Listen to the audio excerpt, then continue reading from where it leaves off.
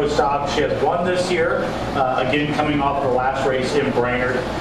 You guys are obviously still on a hot streak. Your run was a 6.624 second pass at 208.84 miles an hour. Talk about your run today and how important it is for this event to get that good run early for you guys.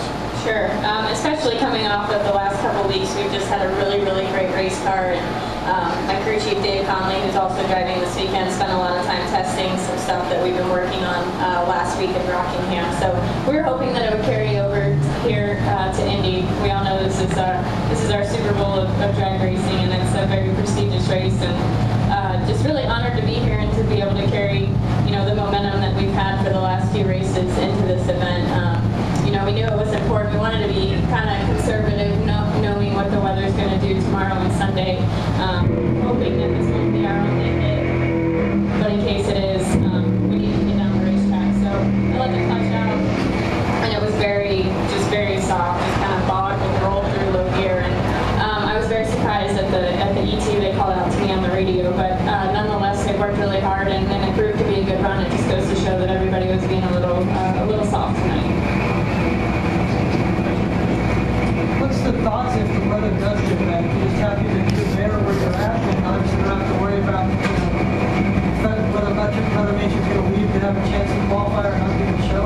Yeah, Isaac's kind of been giving us hell all week being from New Orleans, so it stinks that it's kind of swinging up this way, but knowing that we're in the field solid, obviously in the number one spot, we'll be able to have the data that we collected from tonight and what we've run here in previous years and use that to our advantage if we don't, hopefully not, but if we don't get another qualifying session before Monday. Is it taking pressure off you now that you won? I know you were so close for so long. Have you been able to relax and race? Not that you were before, but every race you went to, every final round you went to, the story kept coming up, you were trying to be the first. I honestly had the same mindset going into every event, no matter what it is, where we're at, who I have to race.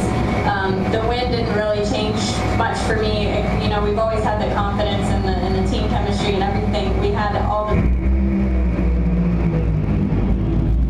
tools that we needed to be successful, but to be able to finally get that monkey off of our back and for me to finally quit answering the question, when are you going to win? Because we were trying our butts off, and it just, it finally rolled around. But it does take a weight off of my shoulders, but it by no means changes my thought process or my mindset going into the weekend.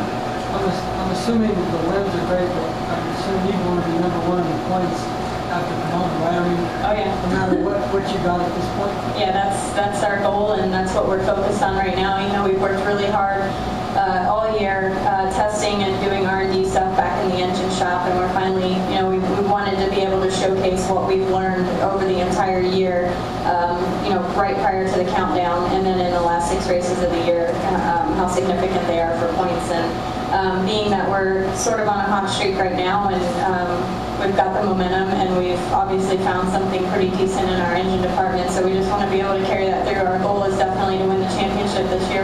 We're definitely not here to visit, and it's very important to us, so we're going to try to plow through it and hopefully come out on top, but time will tell.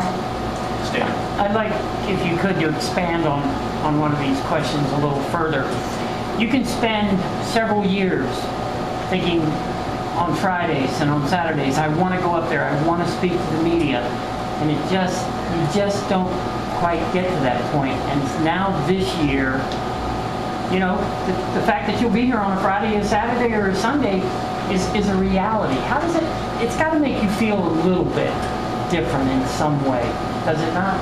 Yeah, it's definitely exciting knowing that, every driver wants to win on Sunday, but knowing that we have the hot rod and the team to get there is a huge relief and a huge boost of confidence. I started out with Victor Cagnazzi in 2005. We had a good hot rod then. We worked through some bugs when we were back with Grumpy Jenkins, and he was able to get us qualifying. And I was a new driver. I had no idea what I was doing, and we've all kind of come together as a team. And then there were a couple years I didn't have sponsorship, and I drove an uncompetitive car that every time we pulled in the gate, I knew we were not going to make the show unless only 15 other cars showed up. So it's tough to kind of handle that in a sense, but you've just got to stay positive. And I knew that we weren't going to qualify, but I was doing it to keep my name out here, to keep my face out here, and to get the seat time, because that's what's priceless, and it's definitely a big reason why I am the kind of driver I am today is because I had all those years of seat time. So all those trials and tribulations definitely